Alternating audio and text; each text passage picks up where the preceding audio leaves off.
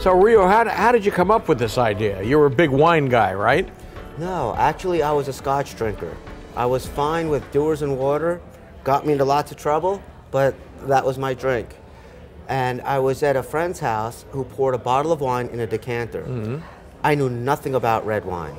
I thought a decanter was just a fancy way of pouring wine instead of pouring it out of a bottle.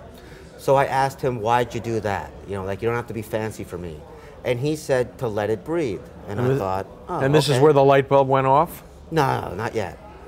Then we're sitting out on his patio, and we had a glass about every 15 minutes. Right. And I couldn't believe how much better each glass tasted than the one before it. And I thought, that's aeration. Until we got to the end of the bottle, which was now an hour after it had been opened and poured, and it was like a different wine. What started out as thin and okay became rich and creamy and delicious. So I set off and I made a tube that was a foot tall and had 6 horizontal trays in it with holes drilled in them so that the wine would spread out and kind of aerate and then drip through the holes and splash and spread out and aerate. I poured wine through it and went, holy smokes, it works. It tastes better through that. So we continued down that line for a couple of months, trying different air hole configurations, different numbers of trays, different distance between the trays, things like that, until what I thought was the best one we had made, I took to a high-end wine store in my area, and the 2 owners were there. I had them try it. They tried it. They said, oh my God, it works, but you'll never sell this. I said, why not? And they said, well, it's too big, it's too hard to clean, and see if you can make it out of glass. So I was kind of ready to, you know, give up. Gee, that was fun. We drank a bunch of wine. We had a bunch of fun testing. And I was ready to go back to the software thing. Then I was looking on the internet, and I read an article where in the beer making process, if you pass it through a Vinturi, V-E-N, you get better tasting beer.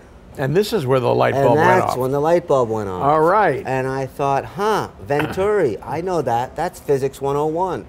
Vinturi is based on Bernoulli's principle, which states that as the velocity of a fluid increases, the pressure within the fluid decreases.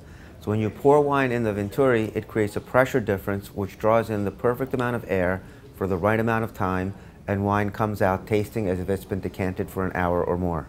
So I did some research into Vinturis, and I got lucky. I was introduced to someone that worked at the Chrysler concept car division, and I explained how Vinturis work to him, and I bought him some acrylic material, and I kind of left him with that. And it was only about a week later he called up, and he said, hey Rio, listen to this. And it's the first time I heard the Vinturi sound. That's amazing. And that was the start of the engineering part of the Vinturi.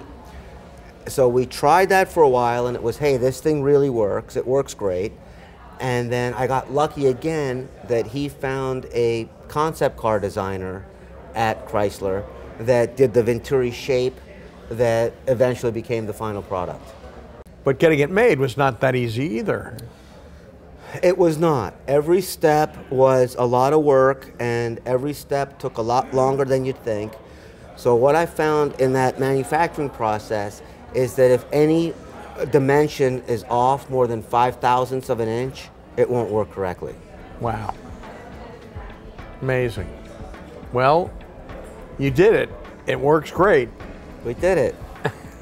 Finally did it. Thank you.